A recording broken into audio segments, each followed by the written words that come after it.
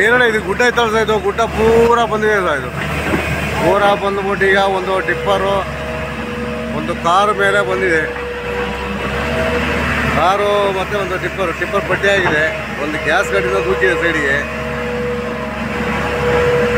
ಈಗ Hitachi work ಮಾಡ್ತಾ ಇದೆ ಸರ್.